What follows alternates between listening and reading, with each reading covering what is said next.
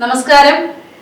School വിദ്യാർത്ഥിനിയെ പീഡിപ്പിച്ച് നഗ്ന ദൃശ്യങ്ങൾ പ്രചരിപ്പിച്ച ഡിവൈഎഫ്ഐ നേതാവ് ഉൾപ്പെടെ 4 പേർ അറസ്റ്റിലായി.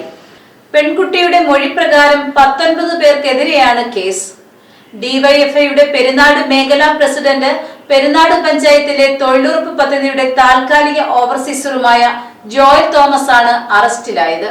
പത്തനംതിട്ടയിലെ ഒരു ഹോട്ടലിന്റെ പാർക്കിംഗ് സ്ഥലത്ത് വെച്ചാണ് ഇയാൾ പെൺകുട്ടിയെ പീഡിപ്പിച്ചതെന്ന് പോലീസ് പറയുന്നു. ഇതോടെ 4 പേരാണ് അറസ്റ്റിലായത്. ചിറ്റാർ സ്വദേശിയായ ഒരാളെ കസ്റ്റഡിയിൽ എടുത്തിട്ടുണ്ട്. ഇൻസ്റ്റാഗ്രാം വഴിയാണ് കൂടുതൽ പേരും പെൺകുട്ടിയുമായി സൗഹൃദത്തിലായതെന്നും പോലീസ് പറയുന്നു.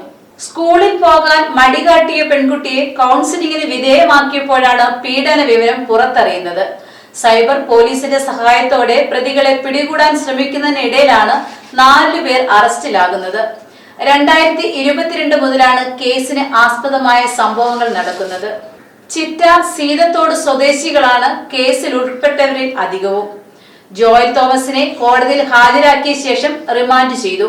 ഇയാളെ താൽക്കാലിക ജോലിയിൽ നിന്ന് ഒഴിവാക്കണമെന്ന ആവശ്യവുമായി പഞ്ചായത്ത് അംഗം അരുൺ അനിരുദ്ധൻ സെക്രട്ടറിക്ക് കത്തും നൽകി. ബാക്കിയുള്ള പ്രതികളെ കണ്ടെത്തുന്നതിനായി പോലീസ് അന്വേഷണവും ആരംഭിച്ചു.